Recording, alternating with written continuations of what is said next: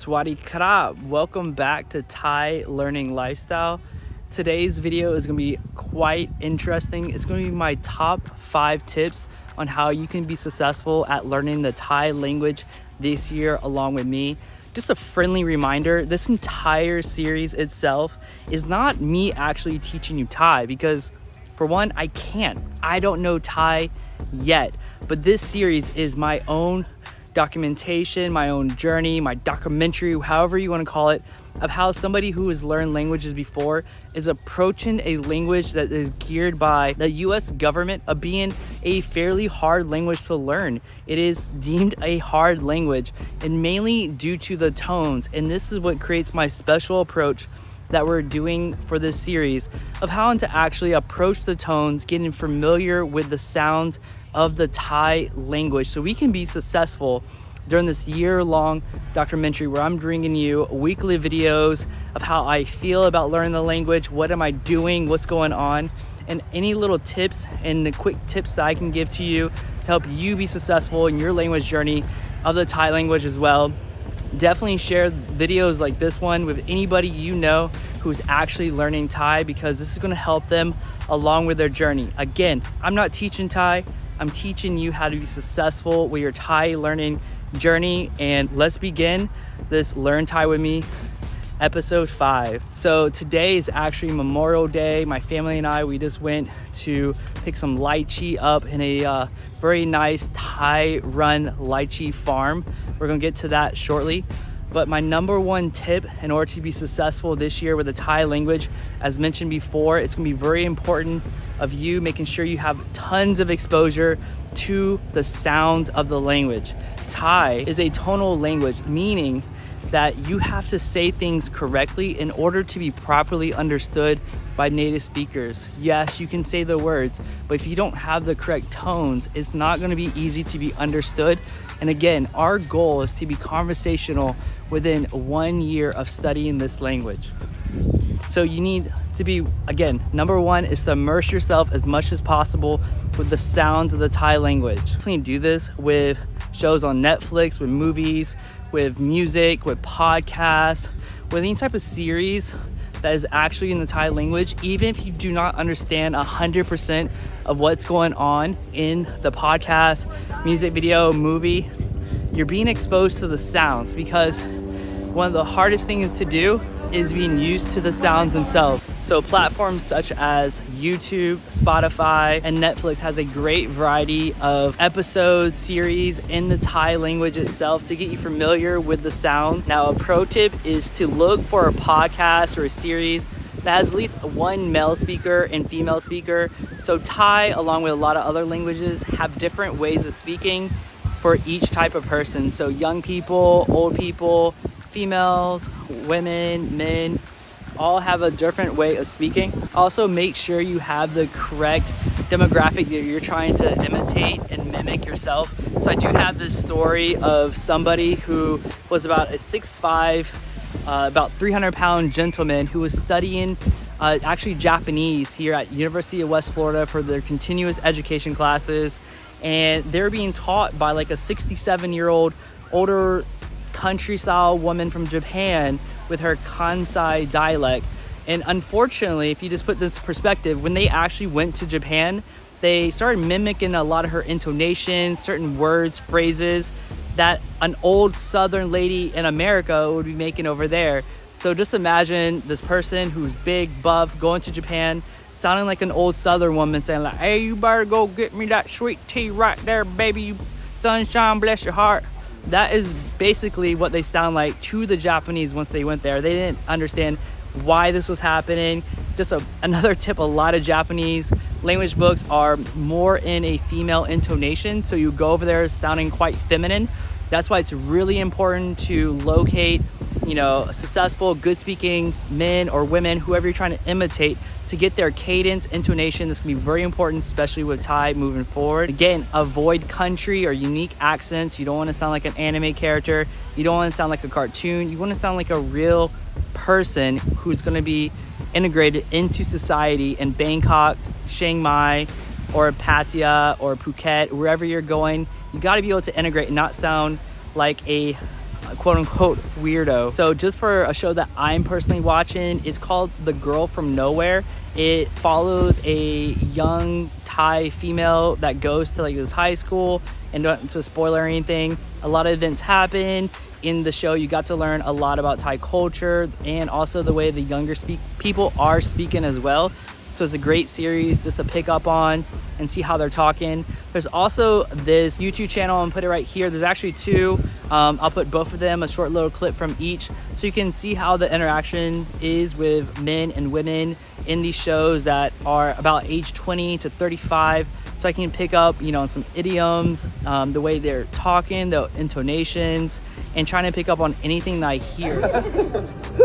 อ่ะวันนี้น้องพลอยทำไมถึงนัดพี่มาที่นี่เอกทำไม เฮ้ยพี่นัดหนู เอ้าหนูเลือกเองพี่ไม่ได้ พี่ เลือก ไอ้ถามอยากทำอะไรบ้าง พี่ไม่รู้เรื่องพี่ไม่ได้เลือกแต่พี่รู้ว่าหนูมา ไม่ วัน หนู นี้ อยากปั้นเซรามิกไง เหรออ่ะทำไมถึงอยากปั้นเซรามิกจ๊ะ ไม่รู้ก็เห็นผู้หญิงปั้นเราแบบเอ้ยมองอะไร มองคือเอ้ยพี่เถอมองกระดือหลุด ก็อยากบอกว่า ตาหลุดแล้วตา โอมากาเสะอะไร อุ้ยเลี้ยงโอมากาเสะเดี๋ยว แต่พี่เลี้ยงเลย ไม่ถามเรื่องผู้หญิงบ้างแล้ว ผู้หญิงอะไร พี่จีบผู้หญิงยังไงเนี่ย จีบยังไง ชวน อ่ะ ไปกินโอมากาเสะ ฉันอยู่มาเสร็จแล้วก็ชวนไปร้านปลาทองหล่อแล้วก็บอกว่าเอารถไปนี่แหละอะไรของมึงเนี่ยไม่ใช่ จีบยังไง วิธีเหรอ เวลาชอบ ก็ชอบก็คือชอบเลย มันไม่มีทรงหรอกว่าต้องมีเอกลักษณ์ในการจีบอะคือถามว่าพี่เป็นคนที่แบบถ้าชอบคือ ถ้าอยากเข้าใกล้คนนี้คือต้องลุยเลย อาจจะลุยในลักษณะที่วางแผนนิดๆในเชิงที่แบบไม่ใช่ชู้สาวไม่ใช่แบบอาจจะไม่แบบ ตีเนียนก่อนตีเนียนเข้าไปใกล้ๆเขาก่อ เขา น ไม่ได้เนียนขนาดจะไปพี่น้องท้องชนกันขนาดนั้นหมายถึงว่าหมายถึงแค่แบบชอบนะเว้ยคือรู้สึกว่าตัวเองชอบคนนี้แล้ว ส ก็ เปคเป็นไง And a lot of times when I'm going through my language books, they'll start saying something that sounds very familiar. I'll go back, re-listen to it, and it might teach me something that's a little bit further in my language books that I didn't get exposed to before, and I get to learn it in more of a natural context. Again, all of this is immerse you with the sound, so the language won't sound so foreign later, and it's much easier to pick up words and intonations and understanding what you're actually hearing, because comprehension is going to be very important moving forward if you're planning on being conversational fluent. So number 2 is to find a YouTube channel, something, a phrase book, just to pick up the basic phrases, because it's going to be really important to know how to introduce yourself, ask for food, tell people what you like, don't like, say basic things about yourself, and say, you know, goodbye, where you're going to meet, the time. And that's when the, you know, phrase books themselves are going to be really important, because when you start a language, right when you start, you know, asking people, hey, what's your name? What do you like doing? You can have basic conversations. It's going to make the motivation to finish the language learning journey so much more rewarding and much easier, because you're going to have that instant dopamine hit when you're like, wow, this person actually understands when I tell them my name is this. What is your name? How are you doing? Those basic phrases are usually the tip of the iceberg in most natural conversations.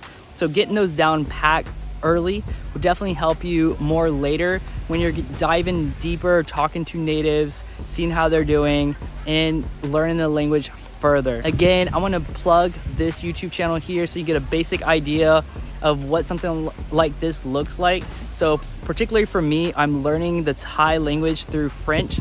I don't want to mix these two up too much, so I'm sticking with a lot of French resources, learning Thai itself.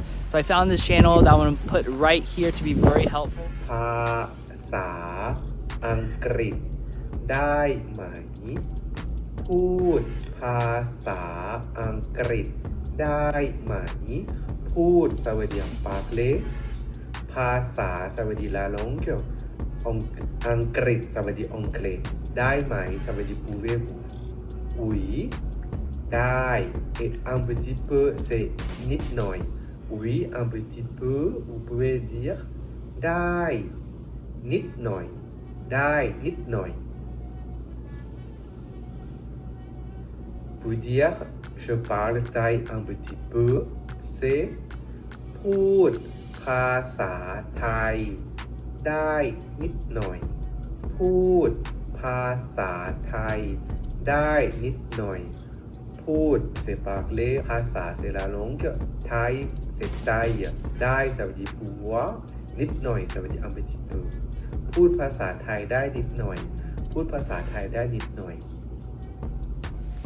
And again, just a reminder, this is not going to be the basics of any type of learning series. It's just to pick up on certain words, how to ask certain things. So when you learn new things, you can integrate more things quicker because you have a slight foundation for that new vocabulary. Number 3 is going to be practice your tones with native speakers, because until you get these down packed, the tones are going to be much harder.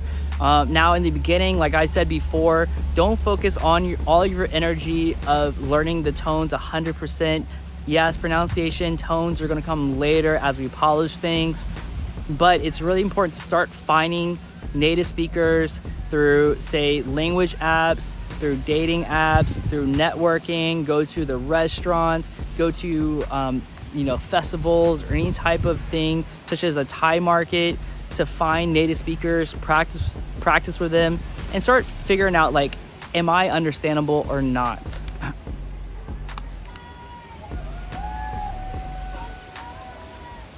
So I do have a story about how learning the tones are crucial in making sure you're understood.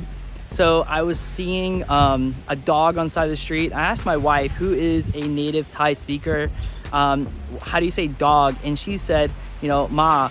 And I was like, okay. So I repeated it and she's like, no. And I was like, what do you mean no? And she's like, you said horse. You said ma. And I was like, no, you said ma is a dog. And I was like, okay, what tone is it? And this is where it kind of gets back to sometimes the native speakers aren't the best ones to teach because they never learn the actual tones themselves. They hear the sound difference of the tones, but they don't even know what tone. Is it falling, up, down, 5th tone, 6th tone, whatever. They don't know that. And that's why it's really important to use your books. So once I see something as of right now, written down with the tone in the actual print, I'm able to recreate it.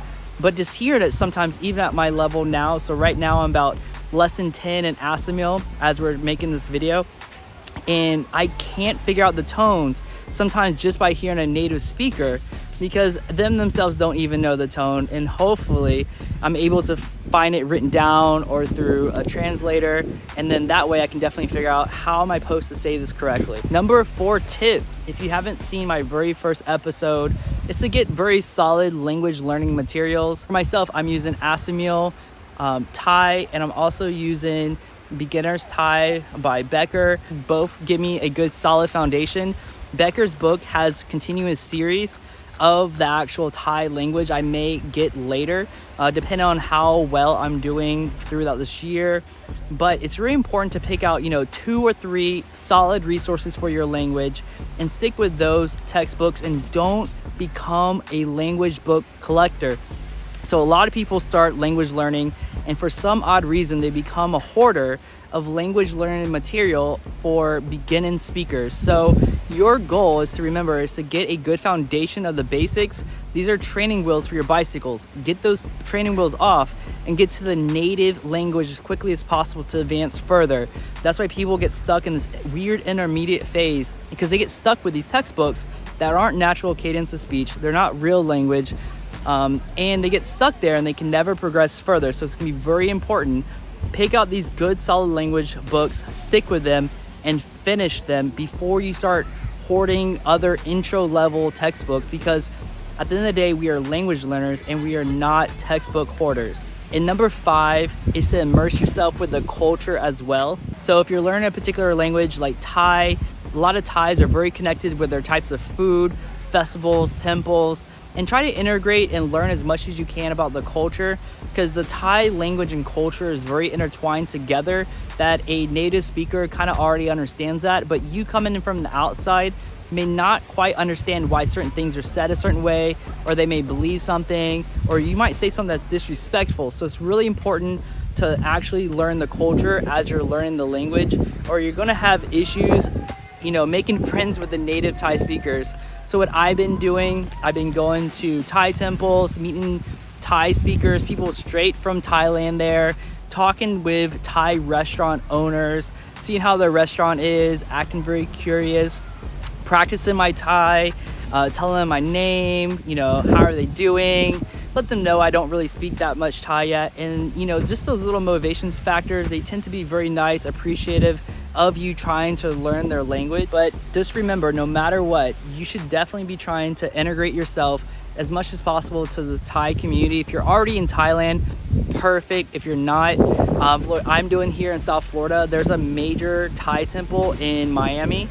We go there when there's events. There's certain festivals that, around the Miami area as well, like an Asian art festival. I go there, meet Thai speakers, learn a little bit more about the language and culture. And that's what I'm going to be doing throughout the year. I'm going to be documenting my progress and what I'm learning at these actual events. So stay tuned to me. I have my wife and daughter at the beach. We're about to go up there and swim. I just want to quickly make this video so you can have the tips that I'm using to become successful at learning Thai this year. And if you like to follow along the journey, make sure you like this video and to subscribe, because we are planning on making a lot of language gains this year. Until that, take care.